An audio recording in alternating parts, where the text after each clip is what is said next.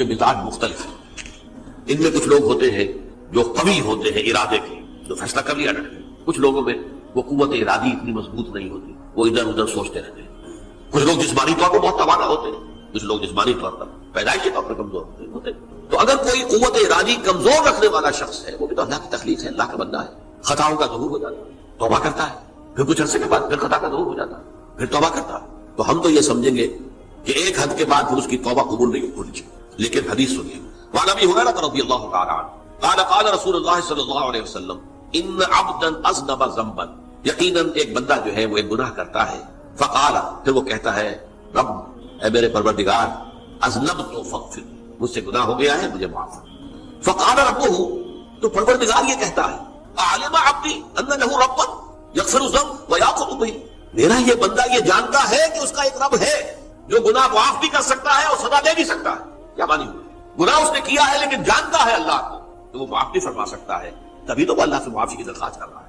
اس کے اس جاننے کی بنیاد پر، اس کے اس علم کی بنیاد پر، اس کے اس ایمان کی بنیاد پر فرمایا غفرت لعبدی، میں نے اپنے بندے کو معاف کر۔ ثم مکث ماشاء اللہ، پھر وقت گزرا جتنا کہ اللہ نے چاہا، ثم اذنب ذنبا، پھر اس سے گناہ ہو گیا، فقال رب اذنبت ذنبا فاغفر، پھر کہتا ہے پروردگار مجھ سے گناہ ہو گیا، پھر مجھے معاف فرما دے۔ فقال رب، اللہ فرماتا ہے عالم عبدی ان لہ ربا یغفر الذنب ویأخذ بہ، میرا بندہ ہے نا جو جانتا ہے کہ اس کا ایک رب ہے، ایمان باللہ اس کے اندر ہے، تبھی تو پکار رہا ہے، اور یہ بھی جانتا ہے کہ وہ گناہ معاف بھی کر سکتا ہے اور چاہے تو پکڑ بھی سکتا ہے، سزا بھی دے سکتا ہے۔ تو فرمایا، اللہ تعالیٰ فرماتے ہیں میں نے فرمایا، میں نے معاف کر دیا۔ ثم مکث ماشاء اللہ، پھر ایک عرصہ گزرا اس کے بعد، ثم اذنب ذنبا، پھر اس نے گناہ کیا، قال رب اذنبت ذنبا آخر، اس نے کہا پروردگار میں نے تو پھر ایک اور گناہ کر دیا، فاغفر لی، مجھے بخش دے۔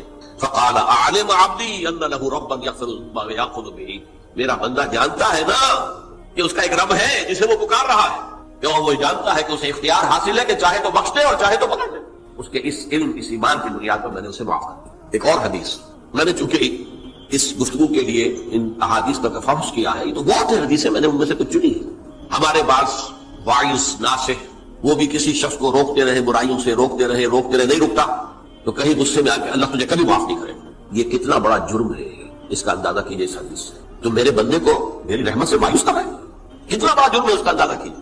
یہ مسلم شریف کی روایت ہے، عن جندب، حضرت جندب رضی اللہ تعالیٰ عنہ سے، ان رسول اللہ صلی اللہ علیہ وسلم حدث، کہ اللہ کے رسول صلی اللہ علیہ وسلم نے ایک واقعہ بیان کیا، ان رجلا قال، کہ ایک شخص نے یہ کہا، واللہ لا یغفر اللہ لفلان، کہ خدا کی قسم اللہ تعالیٰ فلاں شخص کو کبھی معاف نہیں کرے گا۔ وان اللہ تعالیٰ قال، اس پر اللہ تعالیٰ نے یہ فرمایا، منزل الذی یتعالی علیہ، یہ کون ہے جو میرے اوپر حکومت کرنے والا آ گیا، جو میری طرف سے حکم لگا رہا ہے کہ میں کبھی معاف نہیں کروں گا۔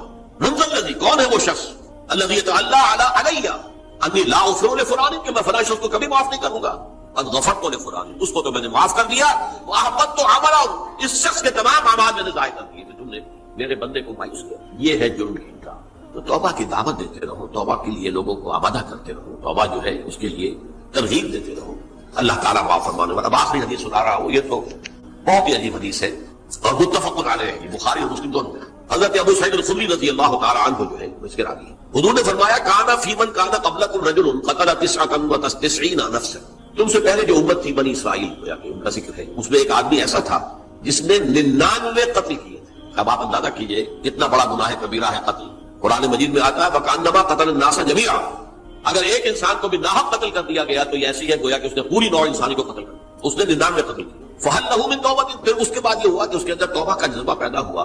فَسَأَلَ عَنْ أَعْلَمِ أَهْلِ الْأَرْضِ، تو اس نے پھر سوال کیا، لوگوں سے پوچھا کہ زمین میں رہنے والوں میں کون سب سے بڑا عالم ہے۔ فَدُلَّ عَلَىٰ رَاهِبٍ، اسے بتایا گیا فلاں راہب فلاں جگہ پر ہے، وہ بہت نیک ہے، بڑا عالم ہے۔ فَأَتَاهُ، وہ اس کے پاس آیا، فَقَالَ أَنَّهُ قَتَلَ 99 نَفْسًا فَهَلْ لَهُ مِن تَوْبَةٍ، انہوں نے کہا دیکھیے راہب صاحب، میں نے 99 انسان قتل کیے، اب مجھے یہ بتائیے کہ میرے لیے توبہ کا کوئی امکان ہے؟ فقال لا، انہوں نے کہا نہیں۔ فقتلہ، اس نے اس کو بھی قتل کر دیا۔ فکمل بہ 100، اپنی سینچری مکمل کر لی، مطلب 99 کے بعد ایک ہی کسر تھی، اس کو بھی قتل کیا، 100 پورے کر لیے۔ ثم سأل عن عالم أهل الأرض، پھر اس نے پوچھا کوئی اور کوئی بڑے عالم انسان ہو۔ فدل على رجل عالم، پھر اس کی رہنمائی کی گئی ایک بڑے عالم شخص کی طرف۔ فقال انه قتل 100 نفس، تو اس نے وہاں جا کر کہا کہ میں 100 انسان ہلاک کر چکا ہوں، قتل کر چکا ہوں۔ فهل له من توبہ، میرے لیے توبہ کا کوئی امکان ہے؟ فقال نعم، کیوں نہیں، 100 قتل کیے تب بھی کیا ہے، توبہ کا راستہ دروازہ کھلا ہوا ہے، معلوم یغرغر، جب تک کہ وہ گھنگرو نہیں بج رہا اس وقت تک تمہاری توبہ کا دروازہ کھلا ہوا ہے۔ فرمایا نعم ومن یحول بینہ وبین التوبہ، تمہاری توبہ کے درمیان اور تمہارے درمیان کون حائل ہو سکتا ہے؟ توبہ کا دروازہ کھلا ہے۔ لیکن ساتھ ہی کہا انطلق الی ارض کذا وکذا، اب تم ایسے کرو جہاں تم رہتے ہو وہاں نہ جاؤ واپس، وہاں کا ماحول اچھا نہیں ہے، معاشرہ اچھا نہیں ہے، ہو سکتا ہے کہ تم توبہ پر قائم نہ رہ سکو، تم فلاں جگہ چلے جاؤ وہاں اچھے لوگ آباد ہیں، ان میں جا کے رہو۔ فإن بها أناسا يعبدون الله تعالی، وہاں ایسے لوگ آباد ہیں جو اللہ کی بندگی کرتے ہیں، فاعبد اللہ معهم، تو تم ان کے ساتھ مل کر اللہ کی بندگی اور پرستش کرو، ولا ترجع الى ارضک، اپنی زمین کی طرف اپنے وطن میں واپس مت جاؤ، فإنها ارض سوء، وہ بری جگہ ہے۔ فانطلق، تو وہ چل پڑا، ہجرت کر رہا ہے، اس جگہ جا رہا ہے جہاں کا راہب نے بتایا تھا۔ حتی اذا نصف الطریق، جب آدھا راستہ اس نے پورا کر لیا، اتاہ الموت، موت آ گئی۔ فاختصمت فیہ ملائکۃ الرحمۃ و ملائکۃ العذاب، اب وہ جہنم کے فرشتے بھی آ گئے اس کی جان قبض کرنے کو، اور جنت کے بھی آ گئے۔ فقالت ملائکۃ الرحمہ، رحمت والے جو فرشتے ہیں جنت والے، انہوں نے کہا جا تائبا مقبلا بقلبہ اللہ تعالی، یہ شخص توبہ کر کے اللہ تعالیٰ کی طرف ہجرت کر رہا تھا، اس لیے اس کی نیت کی بنیاد پر اب یہ جنت ہی ہے، لہذا اس کی روح قبض۔ وقالت الملائکۃ العذاب، اور وہ جو عذاب والے فرشتے ہیں وہ کہیں گے انہ لم یعمل خیرا قط، تو نے توبہ کے بعد کوئی یہ نیک عمل تو کیا ہی نہیں، تو کس بنیاد پر اس کو تم جنت پہ لے جاؤ گے؟ اس کو تو دوزخ میں جانا چاہیے۔ فاتاہ ملک فی صورت الآدمی، تو ان کے پاس اللہ نے ایک اور فرشتے کو بھیج دیا آدمی انسانی شکل کے اندر۔